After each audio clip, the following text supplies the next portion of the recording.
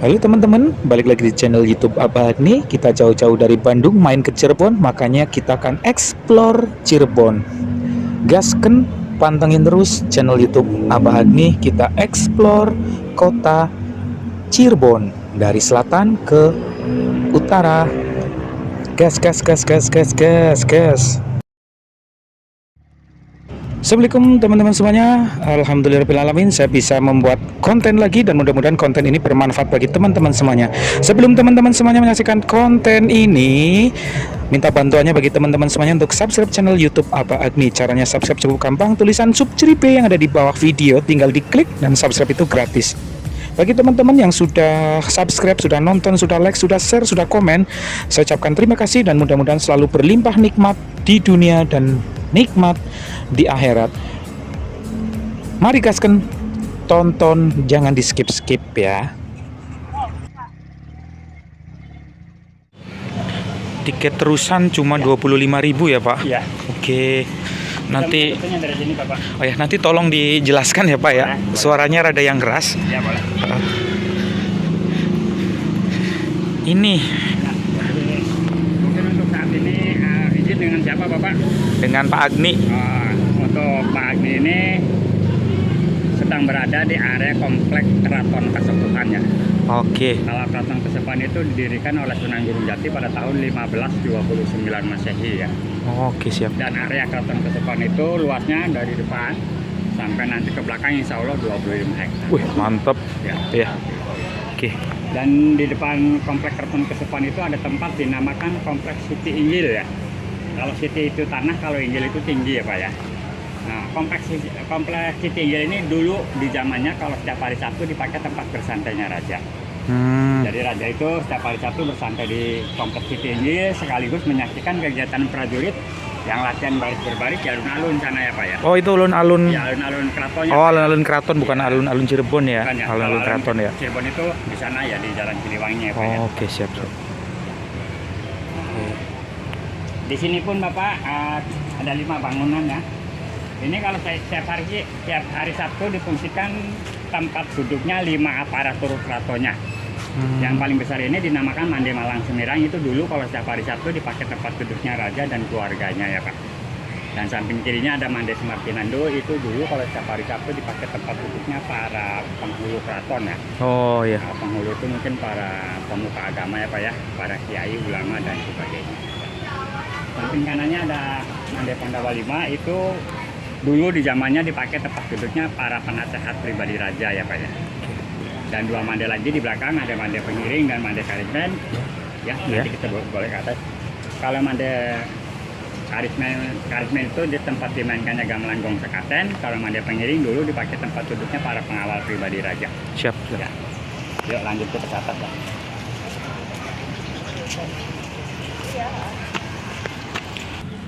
Oke Pak, dari saya lanjut aja Pak biar lebih jelas Pak. Jadi ini kota Siti ini dulu kalau setiap hari Sabtu intinya dipakai tempat bersandanya raja. Iya. Mungkin di sana pun ada batu Linggayoni Pak, Sinduk. Oh iya, Linggayoni ya. Ya.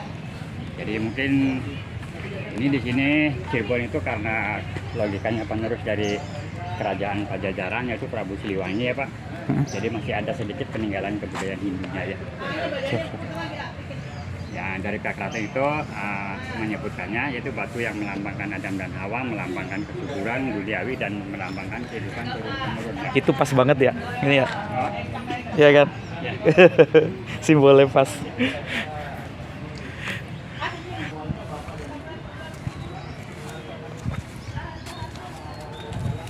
Wih, mantap.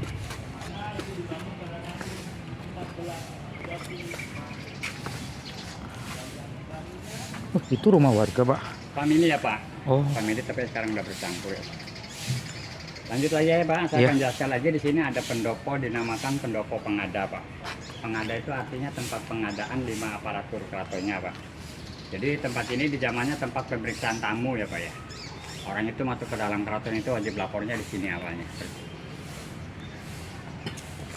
Karena logikanya zaman dulu kan di sini masih ada ya Pak. Barangkali masih ada barang bawaan yang belum safety ya. Ini tembok keraton dalamnya berarti ini Pak. Tembok dalamnya ini apa ya? Untuk pembatas antara area dalam keraton sama area Magersari ya Pak. Sebelah sana itu masih ada hunian Pak ya. Dinamakan Magersari Pak. Magersari itu ada perkampungan yang masih ada di daerah dalam keraton Pak. Tapi tembok keluarnya masih. Tembok keluarnya masih ada nanti di sana. Oh, di luar masih. Ya. Oh. Jadi areanya Pak dari tembok ini melebar itu kurang lebih 300 meter, panjangnya sepanjang keraton ini Pak. Oh. Dari sepanjang. Berarti sama persis kayak keraton Yogyakarta ya? Ya, Cuma kalau Jogja itu benteng dalam ya Pak ya? iya. Kalau Yogyakarta lebih ini kan, lebih apa ya, lebih luas kayak gitu kan bedanya paling ya. Iya. Lanjut lagi ya Pak, itu mungkin gedung museumnya. Kalau untuk bangunannya baru ya Pak, tapi nanti Bapak bisa masuk ke dalam, itu mungkin benda-bendanya usianya sudah ratusan tahun Pak ya. Masuknya kapan? Ke museumnya? Ke museumnya Sekarang masuk? boleh, mumpung masih pagi ya Pak. Iya. Kalau siang mungkin saya penyesuaian dulu ya Pak ya. Biasanya kan kalau siang kan panas ya Pak. Hmm. Karena di museum ada AC-nya Pak. Oh gitu. Ya, kita takut nanti suhu kita kan kurang nyaman Pak ya. Jadi kadang-kadang kalau pas siang hari itu saya ajak yang panas dulu Pak. Nanti terakhir sambil Oh, keluar, kayak gitu. baru ke museum. Oh. Biar untuk stabil suhu kita. Oh, Pak. ngadem ya. Iya.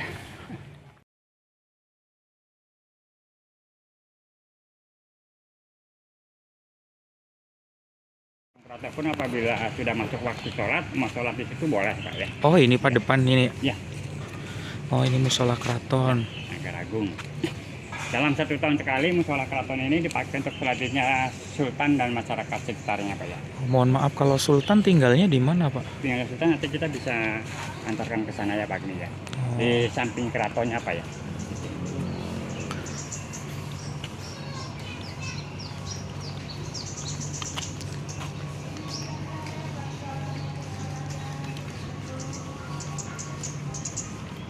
Ini kita akan menuju ke kompleks istananya ya Pak. Itu yang dari sini kelihatan itu ada bangsa keraton ya, atau istananya. Yang sekali lagi kalau bangsa keraton itu didirikan oleh Sunan Gunung Jati pada tahun 1529 Masehi Pak ya. Itu ya? Ya. Nanti kita bisa ke sana. Mohon maaf, cuma di bagian luar-luarnya aja Pak ya. Karena masih dipakai buat rumah. Ya. Untuk saat ini para pengunjung keraton itu sudah keterbatasan area Pak ya. Paling bisa lihat istana cuma dari luarnya aja. Kalau untuk pengambilan gambar boleh bebas ya. Nah, bedanya nggak bisa masuk lebih dekat ya, dan lebih dalam. Siap. Ya, Pak. Ini Bapak ada bundaran Pak, dinamakan Taman Bundaran Dewan Daru. Karena ini logikanya di bundaran ini dikelilingi pohon jenis cemara, dinamakan pohon Dewan Daru ya Pak. Dan di tengah-tengah bundaran ini ada 2 patung macan putih, yaitu dinamakan Macan Ali Pak. Macan Ali itu diambil silsilah Sunan Gunung Jati Pak ya. Kalau alinya itu diambil silsilah Sunan Gunung Jati, turun dari ayah. Nah, karena logikanya Syarif Abdullah Pak ya. Syarif Abdullah itu beliau keturunannya dari Nabi Muhammad, Sayyidina Ali, Siti Fatimah, terus satunya dari Sayyid Hussein Pak. Kalau macannya diambil silsilah Sunan Gunung Jati, turun dari ibu. Kalau dari ibu yaitu diambil dari Nyimah Sara Santang. Nyimah Sara Santang sendiri beliau putri dari Prabu Siliwangi ya Pak. Jadi itu diambil dari turun ayah dan turun ibu ya, 2 patung macan putih.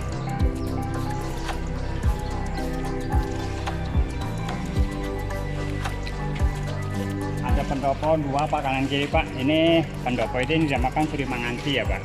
Sri Sri itu raja, kalau Manganti itu menanti Pak, menanti panggilan raja ya Pak. Kalau samping kanannya ada pendopo lunjuk. Pendopo lunjuk Pak. Lunjuk itu artinya tempat unjukan atau tempat menghadapkan orang kepada petugas yang bagian dalam ya Pak. Unjukan itu menghadapkan ya Pak ya. Unjukan gitu.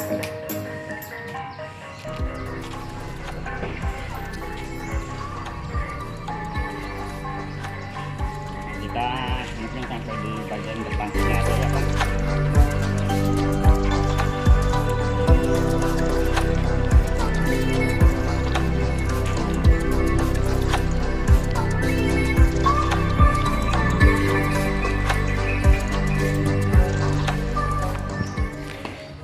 ini rumahnya Sultan. Ini bangsa keraton atau istananya ya Pak. Rumah sultannya samping kirinya ya Pak ya. Di bagian depan komplek bangsa keraton ini ada tempat dinamakan Jinem Pangrawit ya Pak. Jinem itu artinya kayak jineman, kalau Pangrawit itu bagus, kecil dan halus kayak. Dulu tempat ini difungsikan tempat kerja Pangeran Patih, Pak. Jadi Pangeran Patih itu diambil dari adiknya Sultan yang lagi bertahta, Pak ya. Oh, enggak. Itu Sultan, Pak. Ya, ini ada foto lukisan Sultan ya. Ini Sultan Sepuh yang ke-14, ayah dari Sultan yang sekarang, Pak ya. Ini Sultan dan permaisurinya, Pak ya. Kalau sekarang berarti Sultan ke-15. Yang ke-15, Pak. Namanya Pangeran Raja Adipati Lukman Julkaidin kalau yang saat ini, Pak ya. Mohon Kalau maaf, ini yang Pangeran Raja Adipati Arif Natadiningrat, Pak. kalau yang sekarang usianya, Usianya masih muda banget, Pak, kurang lebih 33 tahun. hah? Ya. Usia muda ya, luar Ya. biasa. Pintu apa, Pak? Pintu Buk Bacem. Buk Bacem. Ya. Pintu Buk itu artinya pintu gapura yang modelnya setengah lingkaran, Pak ya. Kalau bacemnya itu bahan kayunya untuk proses pengawetannya direndam atau dibacem ya, Pak ya. Jadi pintu ini dinamakan pintu Buk Bacem. Buk Bacem. Ya. Oh, itu bagus banget deh. Boleh nanti Bapak ambil gambar dari sini, Pak.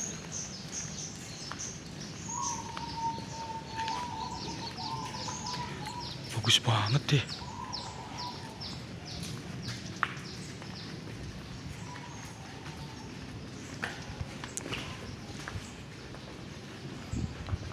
Sultan tinggalnya di... Ini tempat tinggal Sultan, Pak. Oh, ini tempat tinggalnya Jadi Sultan. secara turun-temurun, kompleks Dalam Harum itu tempat tinggalnya para sultan-sultan, Pak ya.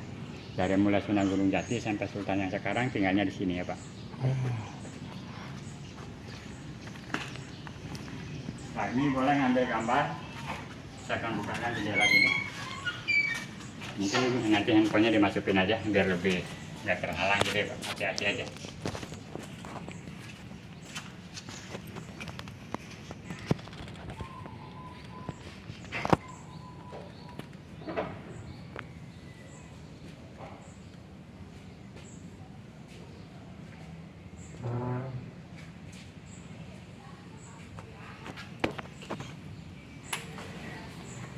Kalau di sini nanti ada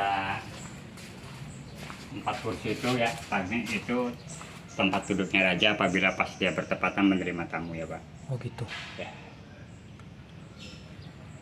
Bagus banget ya. Ya. Itu dinamakan bangsal pagelaran, Pak ya.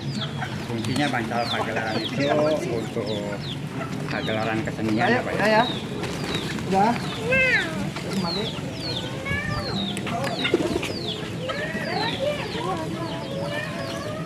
Ini mungkin tempat ini mungkin sangat sederhana sekali ya, karena memang di zamannya pun tempat ini dipakai untuk siar agama Islam aja ya, Pak ya. Nah, ini dibangun pada tahun 1430 Masehi, Pak. 1430 Masehi Ya. ketika Majapahit mulai hancur ya. Ya. Jadi setelah kehancuran Majapahit, berdirilah Keraton Cirebon dan Keraton Demak. ya, Demak, Pak, ya. iya. Itu saya satu liting, Pak ya, Demak sama Cirebon. Orang tua zaman dulu pun, Pak, sudah punya teknik gimana caranya bikin tembok itu kokoh ya, Pak ya. Ini tembok ini, Pak, materialnya, Pak ya, bahan bata merah. Sebelum dipasang itu digosok ya, Pak. Hah? Digosok. Nah, jadi kan mukanya kasar, Pak ya. Ini digosok, Pak ya. Iya. Digosok, jadi nanti muka bawah dan muka atasnya kan kasar, Pak ya. Jadi setelah digosok, terus dikasih pelekatnya cukup pakai tanah merah ya, Pak ya. Oh gitu. Ya, Yang dikasih air, enggak? Iya Pak. Jadi Kasih tanah air. merah mungkin diaduk ya, Pak ya, biar basah, Pak ya. Terus dicampur itu semennya itu yang dipakai itu serbuk dari hasil gosokan batanya, Pak ya. Oh. Kan digosok kan menimbulkan serbuk, Pak ya. Itu serbuknya dicampurkan ke tanah merahnya, Pak ya. Lanjut, ini ada kolam, Pak. Kolam ini dulu dipakai tempat wudhunya para santri-santri ya, Pak ya.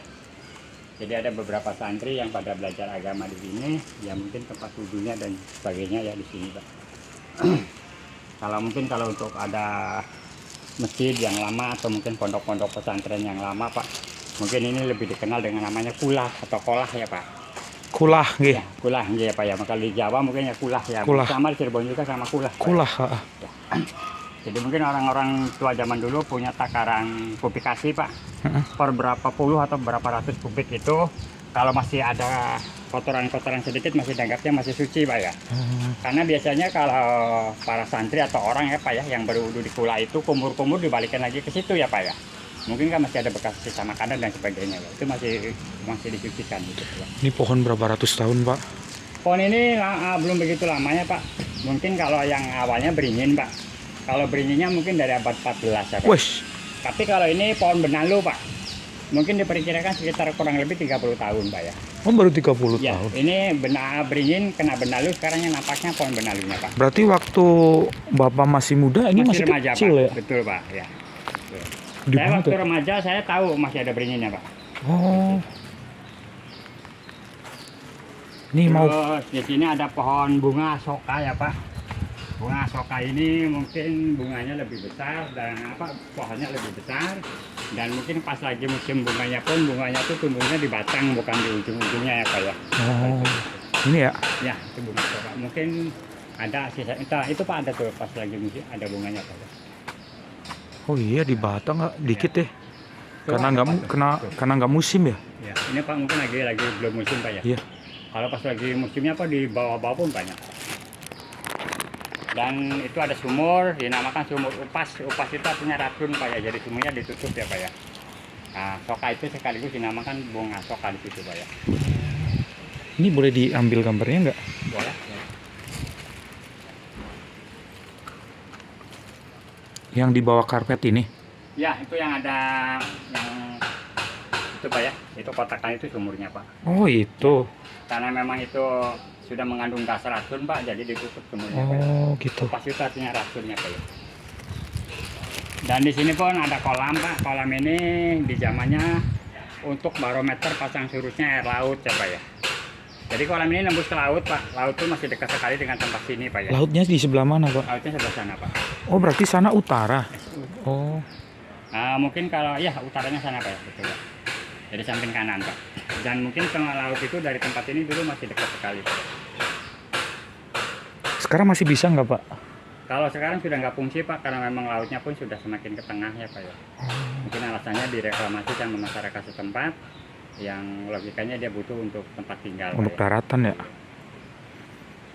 Terus ada sumur 7 Pak. Sumur 7 itu mungkin manfaat atau keberkahan airnya itu untuk orang yang mau siraman 7 bulan dan orang mau siraman pengantin Pak ya. Oh gitu. Ya, secara tradisinya tuh biasanya orang itu ngambil air atau itu mungkin ya langsung mandi di sini pun ya bisa gitu. Lanjut lagi kita ke sini ya, pagi ya. Ini ada tempat dinamakan Paseban Pak. Paseban itu dulu dipakai tempat musyawarahnya Dewan Wali Songo ya Pak. Yang Gunung Oh. Jati apabila mengadakan musyawarah dengan Wali Songo yang lain itu tempatnya di sini Di ya Pak. sini. Ya. Boleh Bapak mendekat Pak, barangkali ngambil gambar di dalamnya Pak.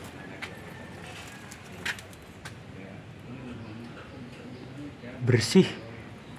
Rapi. Ya, kalau bangunan zaman dulu semuanya los ya Pak ya. Jadi tidak ada sekatnya Pak.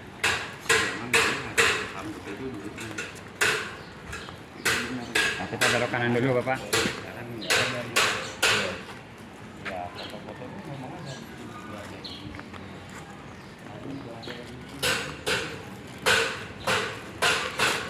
Kos kaki dilepas nggak, Pak? Ya, kalau Bapak mau masuk lebih dalam nanti alas. Boleh bebas Pak, kalau Bapaknya enggak takutnya kotor ya mungkin kos kaki dipakai. Kalau Bapak ya sayang Pak nanti kos kakinya dilepas saja. Atau mungkin Bapak kalau untuk pengambilan gambar mungkin dari sini aja. Dari nggak sini apa-apa aja, ya. oh, nggak usah ke sana. Ini ruangan utamanya Pak ya. Ini Mungkin ya? di zamannya dipakai untuk siar agama Islam. Yang Ini, Pak, itu. ya. Nah, terus di sini pun ada 3 tempat Pak. Yang paling kiri ini Patilasan Kanjeng Sunan Gunung Jati Pak ya. Patilasan itu dinamakannya itu bekas tinggal Pak ya. Itu bekas tinggalnya Sunan Gunung Jati samping kirinya, dan samping kanannya ada bekas tinggalnya Pangeran Cakrabuana. Oh iya iya. Mungkin kalau tempat sholat atau tempat belajar ngajinya mungkin dulu di sana Pak ya. Itu paling besar itu. Dan masih ada salah satu sumur dinamakan sumur Kejayaan Pak. Itu kalau sumur itu ya tergantung keyakinan orangnya aja Pak ya. Biasanya itu orang-orang itu ada yang niatan dari rumahnya mau mandi, mau ngambil air, mau cuci muka dan sebagainya. Itu secara tradisinya seperti itu ya. Oke. Mari kita ke selanjutnya ya.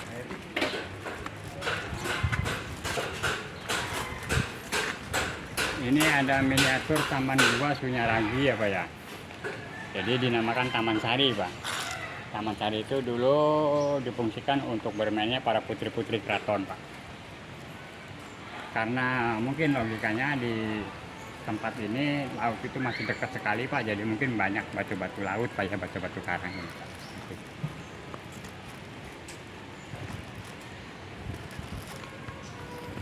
Itu banyak bis lagi pada ngapain ya Bapak? Bis. Mungkin orang-orang kunjungan, Pak. Bener saya nggak salah dengar bis, Pak. Bis, bener.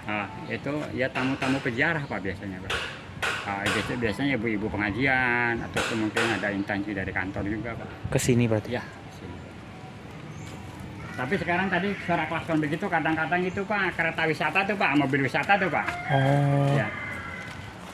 Ini Bapak untuk kunjungan terakhir, Pak, tempatnya di sini ya, Pak. Di sini ada sumur dinamakan Sumur Agung ya, Pak. Sumur Agung itu sumurnya diameternya besar, Pak. Punten. Dinamakan Sumur Agung ya, Pak. Mungkin ini kalau untuk airnya mungkin tergantung keyakinan orangnya aja ya, Pak.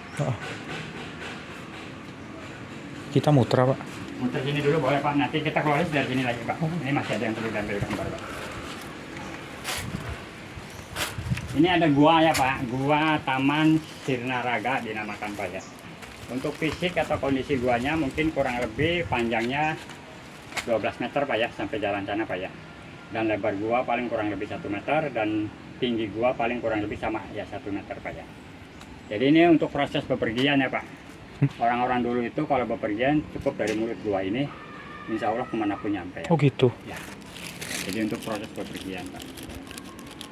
Jadi kalau kondisinya, ya itu sekali lagi, Pak, panjangnya kurang lebih 12 meter, Pak. Oke. Selesai sampai sini.